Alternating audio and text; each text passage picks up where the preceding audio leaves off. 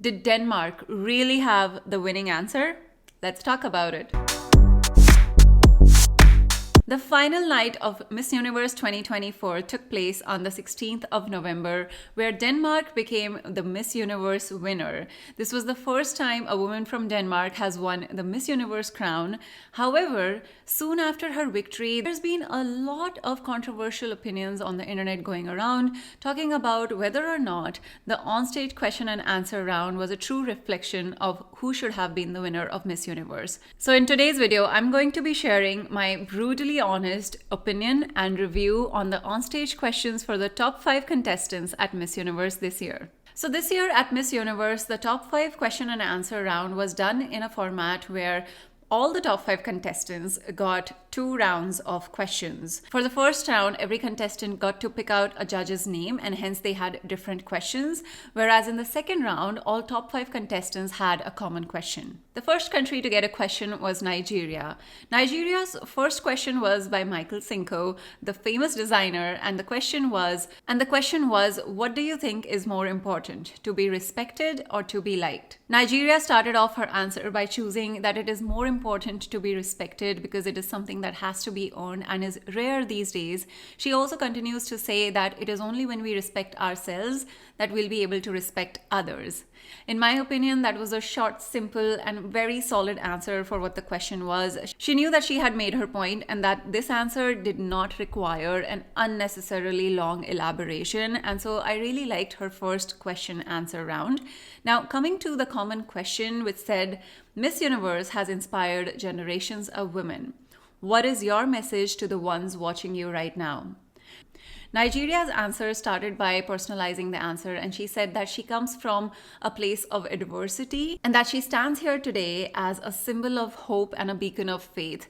And she talked about persevering with grace. Now, Nigeria got a lot of applause for this answer. However, I'm going to say something controversial right now. If I was to dissect just this answer, what I was left wondering is, what's the message to the women watching? Because whenever we're personalizing an answer, not just is it an opportunity to talk about yourself, but to also be able to utilize your personal experiences in a way that others can be inspired. With Nigeria's answer, I just felt that it lacked the direct answer to the question, which is she never really talked about a message, and that is what could have been the reason she placed as first runner-up. The second country in line was Mexico, and Mexico got the question, when something bad is happening in your life, what gives you the power to keep going?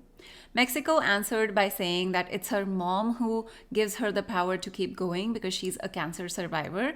And today she stands here as a symbol of representing her strength and resilience.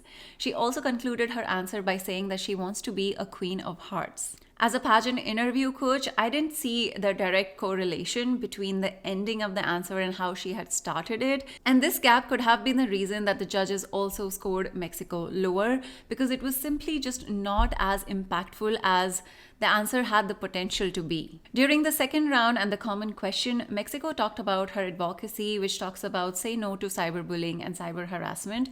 And she talks about how in order to tackle the situation, we need to be able to fight and control and adapt with emotional intelligence. Now, here I like that she chose to talk about her advocacy, which is obviously a technique used by several international pageant contestants. Always use the question as a platform to talk about your projects. But in the case of this advocacy, I felt that it was not one focused on women. It was not a women-centric cause in the first place, because cyberbullying and harassment happens to all genders. And when she gave the solution on how to tackle it, I didn't quite understand how that message goes to young women.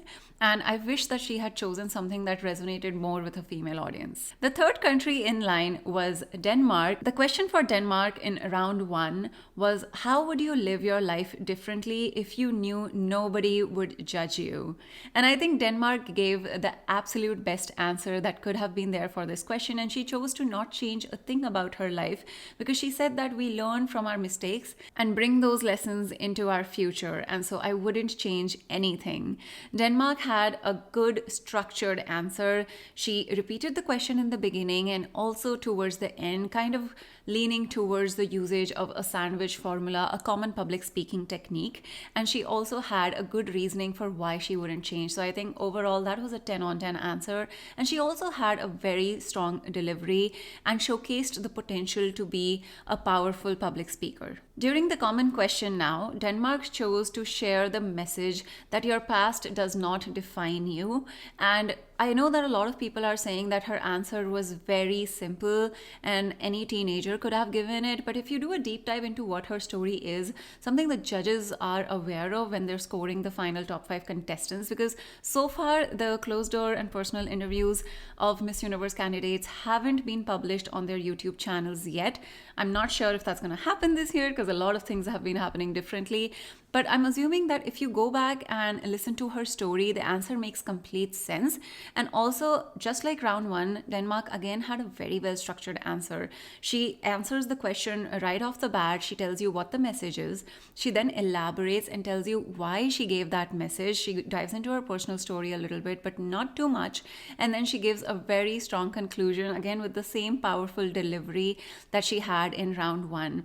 Overall, so far, Denmark had the winning answer for me in this competition. To have a winning answer, you don't necessarily need to have the fanciest of words and a very complex vocabulary or even have to do too much. Sometimes the most simplest of answers can be just enough, and I think Denmark represented that. Now, the next country in line was Thailand. Thailand's question for round 1 was, what qualities must someone have to be a truly successful leader for you? Thailand chose that the quality that must be there in a truly successful leader is empathy.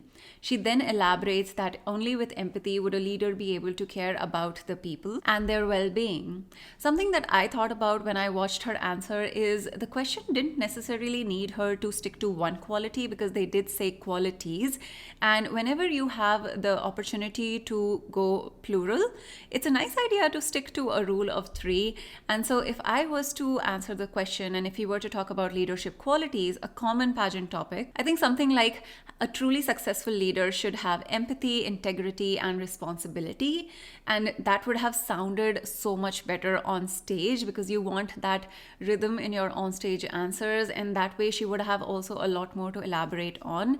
And so that's the only feedback I have. But I think otherwise it wasn't the worst answer, but also not the winning answer in round 1 at least. However, when we go to round 2, the common question, this is where Thailand really shines. In my brutally honest opinion, I think at the end of the competition, if I was judging and scoring the pageant, I would have made Thailand the winner because of her answer to the common question. The message that she chose to share with the women watching right now is to always have belief and to have hope.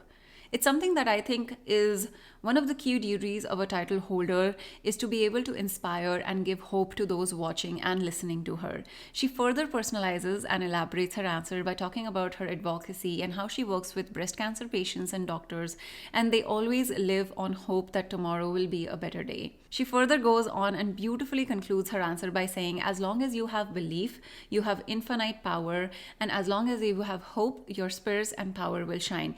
This ending is the reason I think Thailand was the winner in round 2. Another reason I feel that Thailand's answer could be the winning answer for certain organizational reasons is because this year's new crown, the Miss Universe 2024 crown, is also called the Light of Infinity. And so her answer also had the word infinite. And so I've been talking about this in my past reviews of Miss Universe question and answer rounds, where Arboni did this and Harnaz did this.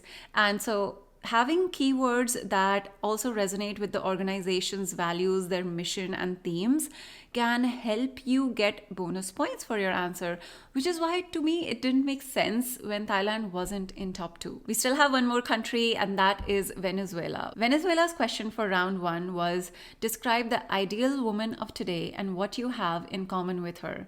Something I do want to mention is Venezuela used a translator in both rounds.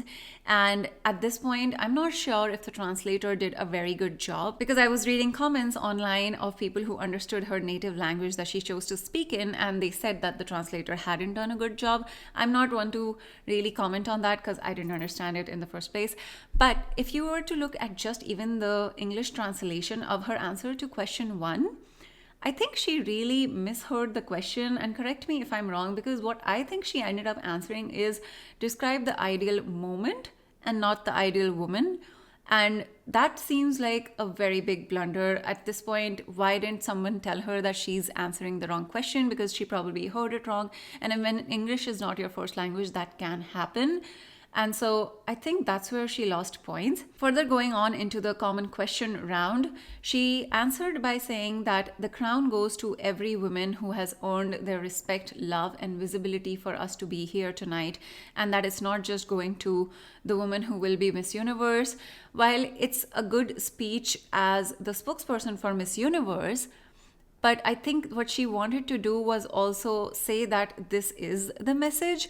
And so it was an issue of whether she was speaking in first person or third person. And that's again a common issue when you're not using English as the language to communicate. A lot of the times translations can also mess up your tense, your grammar, the voice in which you're speaking and the answer is being delivered. And so those things matter so much. But at the same time, I do think that all the judges probably understood her in her native language anyway. If not all, most of them surely did. But I think content-wise, Venezuela's answers were just simply not as strong compared to countries like Thailand and Denmark. So to sum it up, I believe that the two strongest countries in round 1 and round 2 of top 5 Q&A were Thailand and Denmark.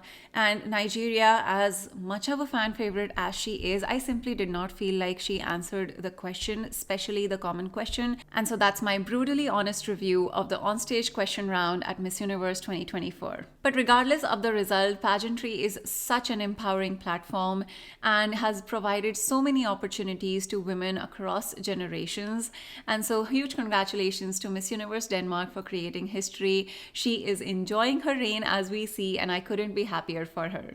If you enjoyed watching this video and found this analysis helpful, then I would love for you to consider supporting this channel by hitting the subscribe button down below and also give this video a big thumbs up. And if you're looking for more free resources to study for the pageant interview and onstage question and answer round of your next pageant, then check out my online course as well as the free community linked in the description box below.